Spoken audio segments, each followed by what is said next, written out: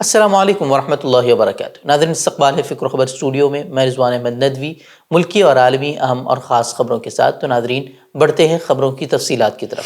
کانوڑ یاترا شروع ہو چکی ہے اور کانوڑیوں کے ہنگامے کی تصویریں مسلسل سامنے آ رہی ہیں۔ گزشتہ دنوں کار اور ڈھابے میں توڑ پھوڑ کی ویڈیو منظر عام پر آئی تھی، تو اب ای رکشہ کی معمولی ٹکر پر مشتعل کانوڑیوں نے ایک رکشہ ڈرائیور کو بری طرح سے زد و کوب کیا ہے۔ کانوڑیوں نے اس کی گاڑی بھی توڑ ڈالی۔ وہیں مقامی پولیس بھی کانوڑیوں کو سمجھاتی ہوئی نظر آئی، لیکن انہوں نے کسی کی نہیں سنی اور ڈرائیور کے ساتھ مار پیٹ کرنے لگے، جس کے بعد زخمی ڈرائیور کو اسپتال منتقل کیا گیا ہے اور پولیس مقدمہ درج کر کے کانوڑیوں کی شناخت کرنے کی اب بات کہہ رہی ہے۔ وہیں سہارنپور سے بھی ایک video social media platform پر وائرل ہو رہا ہے، جس میں ایک بائک کو توڑتے ہوئے کانوڑ یاتری نظر آ رہے ہیں اور یہ پورا تماشا پولیس کی موجودگی میں ہو رہا ہے اور پولیس خاموش تماشائی بنی ہوئی ہے۔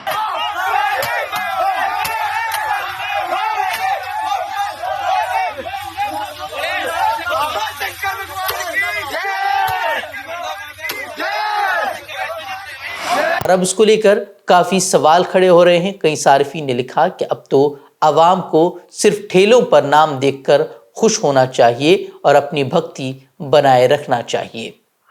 آپ کو یاد ہوگا کہ 2020 دہلی فسادات کے دوران 5 زخمی مسلم نوجوانوں کو زبردستی قومی ترانہ گانے پر مجبور کیے جانے کی ایک ویڈیو سامنے آئی تھی، اور ویڈیو میں موجود ایک 23 سالہ فیضان نامی نوجوان کی اس کے بعد موت بھی واقع ہو گئی تھی، اور اب اس معاملے کو 4 سال گزر چکے ہیں اور پولیس اس کے قصورواروں کا پتہ تک نہیں لگا سکی ہے، جس کے بعد اب جا کر دہلی ہائی کورٹ نے تحقیقات CBI کو سونپ دی ہے۔ یہ وہی پولیس ہے جس نے بغیر کسی ثبوت کے عمر خالد ہو، شرجیل امام ہو یا جیسے مسلم نوجوانوں کو دہلی فسادات کا ماسٹر مائنڈ قرار دے کر انہیں گرفتار کر لیا تھا، اور آج تک انہیں ضمانت نہیں مل پا رہی۔ لیکن ویڈیو موجود ہونے کے باوجود، اس طرح کے نفرت انگیز جرائم کے باوجود، مجرمین کو تلاش کرنے میں وہ اب تک ناکام رہی ہے۔ گزشتہ روز عدالت نے تبصرہ کیا کہ واقعہ نفرت انگیز جرم کے زمرے میں آتا ہے، اور پھر بھی پولیس کی جانچ دھیمی اور ادھوری رہی۔ عدالت نے یہ بھی کہا کہ فیضان پر حملہ کرنے والے مشتبہ افراد یعنی کہ پولیس افسران کو بخشا گیا ہے۔ دہلی ہائی کورٹ کا کہنا تھا کہ دہلی پولیس سے اس معاملے کی جانچ کا اختیار لینے کی وجہ یہ بھی ہے کہ قانون کے محافظوں پر خود اس کی خلاف ورزی کا الزام ہے۔ جرم کے مجرم خود اس ایجنسی کے رکن ہیں جو ان کی جانچ کر رہی ہے۔ انڈیا بلاک کے ممبران پارلیمنٹ نے آج پارلیمنٹ کے احاطے میں مرکزی بجٹ میں حزب اختلاف کی حکومت والی ریاستوں کے ساتھ مبینہ امتیازی سلوک پر احتجاج کیا، جس میں لوک سبھا میں اپوزیشن لیڈر راہل گاندھی نے کہا کہ یہ بجٹ ہندوستان کے وفاقی ڈھانچے کے تقدس پر حملہ ہے۔ وہیں اکھلیش یادو نے کہا کہ UP میں ڈبل انجن کی سرکار ہوتے ہوئے بھی اسے نظر انداز کیا گیا۔ لیکن ادھر دیکھنے کو مل رہا ہے سمرتھن مولیہ کسان کو نہ مل کر کے جو الائنس پارٹنر جو سرکار بچا رہے ہیں انہیں سمرتھن مولیہ سرکار دے رہی ہے۔ یہ تو اخباروں میں بھی چھپا ہے۔ آپ پہلے بروزگار کرتے ہیں، بروزگاری بڑھاتے ہیں، اور اس کے بعد ایسی آدھی ادھوری نوکری آتے ہیں جس سے کسی نوجوان کا بھوشیہ بننے والا نہیں ہے۔ انٹرنشپ کے بعد کیا ہوگا؟ ان کو نوکری کون دے گا؟ تیسرا، مہنگائی کو لے کر کے سرکار کوئی ایسا ٹھوس قدم نہیں اٹھا پائی جس سے مہنگائی نینترن ہوتی۔ اگر کہیں آپ نے مڈل کلاس کو کچھ سہولت بھی دی ہے تو وہ اپنی مہنگائی سے آپ واپس لے رہے ہیں۔ بڑے سپنے دکھائے تھے UP کو، کیا ملا UP کو؟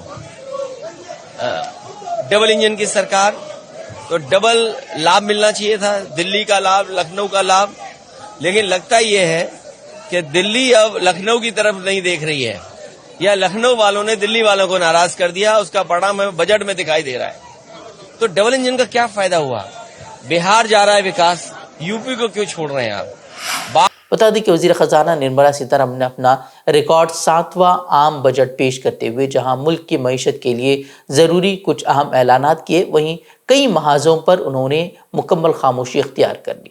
انہوں نے کسانوں، نوجوانوں، خواتین اور ملازمین کے لیے کچھ اعلانات ضرور کیے، لیکن اقلیتوں، دلتوں، پسماندہ طبقات اور قبائلیوں کے محاذ پر خاموشی اختیار کرتے ہوئے کوئی خاص اعلان نہیں کیا۔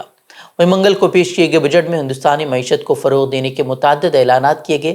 ساتھ ہی بجٹ میں بہار اور آندھرا پردیش کے لیے خصوصی پیکج کا بھی اعلان کیا گیا جو NDA کے کلیدی حلیفوں کے زیر اقتدار ہے۔ वहीं अपोजिशन जमातों ने बजट पर रद्द-ए-अमल जाहिर करते हुए उसे सिर्फ इत्तेहादियों को खुश करने वाला बजट करार दिया और अपोजिशन हुक्मरान रियासतों को नज़रअंदाज करने का भी इल्ज़ाम आयद किया। वहीं कांग्रेस सदर खरगे ने तनकीद करते हुए दावा किया कि ये नकलची बजट है जिसमें हुकूमत कांग्रेस के न्याय वाले एजेंडा की ठीक तरह से नकल भी नहीं कर पाई। के थाली खाली और दो के थाली में पकोड़ा और ये अपना मान्य करके जिलेबी, एक सेकंड मान्य करके ये दो छोड़ के मान्य कर किसी को नहीं मिला कुछ। ना तमिलनाडु को मिला, ना केरला को मिला, ना कर्नाटक को मिला, ना महाराष्ट्र को मिला, ना ये पंजाब, ना हरियाणा। ऐसा बजट मैं कभी नहीं देखा और ये सिर्फ किसी को खुश करने के लिए, कुर्सी बचाने के लिए वो ये सब हुआ है। इसका हम कंडम करते हैं और इस ढंग से बजट पेश अगर हो गया, मैं समझता हूँ कर्नाटक से आए हैं। Sir let the honourable finance minister. नहीं, कर्नाटक से आए हैं सर। हमारी तो अपेक्षा ऐसी थी सबसे ज्यादा मुझे ही मिलेगा, लेकिन वो इतना हमको तो कुछ नहीं मिला। मैं कंडम करता हूँ अगर आप जिस जगह अपोजिशन पार्टी चुन के आ गई, जिस जगह आपको निग्लेक्ट किया गया है या लोगों ने नकार दिया आपको, उस जगह कुछ नहीं मिला। और लोग अगर ऐसा आप करते गए, अगर बैलेंस नहीं होगा, डेवलपमेंट कैसा होगा। साबिक़ वज़ीर ख़ज़ाना पी चिदम्बरम ने इस बजट को इंतहाई मायूसकुन करार दिया और कहा कि इसमें महंगाई, बेरोजगारी जैसे इशूज़ को नज़रअंदाज कर दिया गया है। और किसान लीडर राकेश टिकैत ने इस बजट को सिर्फ कंपनियों को मुनाफा पहुंचाने वाला करार देते हुए कहा कि ज़मीनी सतह पर उससे किसानों को किसी तरह का कोई फायदा नहीं होने वाला। इसका ज्यादा लाभ किसानों को नहीं होगा, कंपनियों को जरूर लाभ होगा। जो ऑर्गेनिक और नेचुरल फार्मिंग की बात करिए, वो भी कोई न कोई एनजीओ, कंपनी, कोई संस्था वो इसको लेगी और वो कहेगी जी हम इतने किसानों को खेती करने सिखाएंगे ऑर्गेनिक। ये आएगा, उस पर पैसा चला जाएगा। वो इसका ये देखना कि किस मद में पैसा जाएगा। डायरेक्ट किसानों को लाभ देना है तो उसकी फसलों की कीमतें देनी पड़ेगी। वो बजट 2024 को लेकर अपोजिशन हुक्मरान रियासतों में शदीद नाराजगी है। अब अपोजिशन हुक्मरान रियासतों के 4 वज़ीर आला ने वज़ीर ख़ज़ाना पर बजट में उनकी रियासतों के साथ इम्तियाजी सलूक इख्तियार करने का इल्ज़ाम आयद करते हुए इतवार को होने वाली नीति आयोग की मीटिंग के बायकॉट का ऐलान किया है। Congress general secretary KC. Venugopal ने कहा कि कांग्रेस के तीनों वज़ीर आला मीटिंग में शरीक नहीं होंगे। तीनों वज़ीर आला कर्नाटक के सिद्धरमैया, तेलंगाना के रेवंत रेड्डी और हिमाचल प्रदेश के सुखविंदर सुक्खू हैं। वहीं डीएमके लीडर और तमिलनाडु के वज़ीर आला एम.के. स्टालिन भी एहतिजाज में उनके साथ शामिल हो गए हैं। वहीं कांग्रेस लीडर ने मज़ीद कहा कि भारतीय जनता पार्टी की ज़ेर क़यादत कौमी जमहूरी इत्तेहाद की हुकूमत का रवैया आईनी उसूलों के बिल्कुल खिलाफ है। वहीं कर्नाटक के वज़ीर आला सिद्धरमैया ने कहा कि मोदी आंध्र प्रदेश और बिहार के अलावा रियासतों को देखने से कासिर हैं क्योंकि उनकी नज़रें वज़ीर आज़म का ओहदा बचाने पर है। श्रीलंका की हुकूमत ने अब जाकर कोरोना वबा के दौरान मुसलमानों की मैयतों को जलाने पर माज़रत की है। श्रीलंकन हुकूमत की जानिब से जारी बयान में कहा गया है कि कोरोना के दौर में आखिरी रसूमात की लाजमी पॉलिसी पर काबीना ने माफ़ीनामा जारी किया है। मुल्क में नया कानून आखिरी रसूमात या तदफीन के हक़ में ज़मानत देगा ताकि आइंदा मुसलमानों या दूसरी कम्यूनिटी के आखिरी रसूमात की खिलाफ वर्जी न हो। कोरोना के आलमी वबा के दौरान आपको मालूम होना चाहिए कि श्रीलंका के सदर गोताबाया राजापक्षे ने कोरोना से जाँ बहक मुसलमानों की तदफीन पर पाबंदी आयद कर दी थी और मुसलमानों की मैयतों को शदीद एहतजाज के बावजूद जला दिया गया था।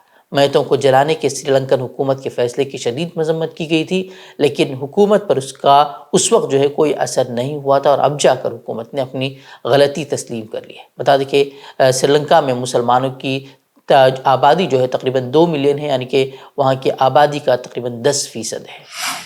और चीन ने हमास और अल-फतह समेत 14 फ़लस्तीनी धड़ों के दरमियान उनकी मौजूद जो दूरियाँ थी उनको ख़त्म करके सुलह करा दी है। बीजिंग में तमाम धड़ों के दरमियान 3 रोज़ा मुज़ाकरात के बाद नेशनल यूनिटी मुआहदा हो गया है। तमाम धड़ों ने मुआहदे पर दस्तखत कर दिए। फ़लस्तीनी धड़ों के दरमियान होने वाले नेशनल यूनिटी मुआहदे पर चीनी वज़ीर ख़ारजा वांग जी ने कहा कि मुआहदे के नतीजे में गज़ा जंग ख़त्म होने के बाद عبوری قومی مصالحاتی حکومت بنے گی جو نئے انتخابات تک حکومت کرے گی۔ انہوں نے مزید کہا کہ چین نے ہمیشہ مذاکرات کے ذریعے اندرونی مصالحت کے حصول اور آزاد فلسطینی ریاست کی حمایت کی ہے۔ معاہدے کے حوالے سے حماس کے رہنما موسیٰ ابو مرزوق کا کہنا تھا کہ ہم نے قومی اتفاق کا سفر طے کر لیا ہے اور ہم سب نے غزہ میں فوری جنگ بندی پر اتفاق کیا ہے۔ موسیٰ ابو مرزوق نے مزید کہا کہ امدادی کارروائیوں اور تباہال غزہ کی تعمیر نو پر تمام دھڑوں نے اتفاق کیا ہے۔ وہیں غزہ میں اسرائیل کے حملوں کے سلسلے میں اگر بتایا جائے تو آج بھی جو ہے وہاں حملے جاری ہیں۔ خان یونس میں کم از کم 89 فلسطینی شہید ہو چکے ہیں اور 250 زخمی ہیں۔ خان یونس کے تقریباً 1.5 لاکھ رہائشیوں کو ایک ہی دن میں نقل مکانی پر مجبور کیا گیا۔ رہائشیوں کا کہنا ہے کہ انہیں ان علاقوں میں بھاگنے کے لیے بمشکل 2 منٹ کا وقت دیا گیا جہاں انفراسٹرکچر بہت کم یا کچھ بھی وہاں انفراسٹرکچر نہیں ہے۔ وہیں اسی کے درمیان جنگی مجرم نتنیاہو امریکہ پہنچ چکا ہے اور یہاں اب مشتعل لوگوں نے نتنیاہو کے خلاف مظاہرہ بھی کیا ہے۔ مظاہرین غزہ کو جینے دو، اسرائیل کو مسلح کرنا بند کر دو جیسے وہ نعرے لگا رہے تھے، اور انہوں نے سرخ کپڑے پہنے ہوئے تھے جس پر ہمارے نام پر نہیں جیسے سلوگن جو ہے وہ لکھے ہوئے تھے، جبکہ پولیس نے 200 مظاہرین کو گرفتار کر لیا ہے۔ بتا دیں کہ آج اسرائیلی وزیر اعظم امریکی کانگریس میں خطاب کرنے والے ہیں۔ تو ناظرین خبریں، مزید خبروں کے لیے آپ ہماری ویب سائٹ www.fikrobot.com کی طرف رخ کر سکتے ہیں۔ ویڈیوز کے لیے ہمارے یوٹیوب چینل کو سبسکرائب کریں۔ تو ناظرین اجازت دیں، السلام علیکم ورحمۃ اللہ وبرکاتہ۔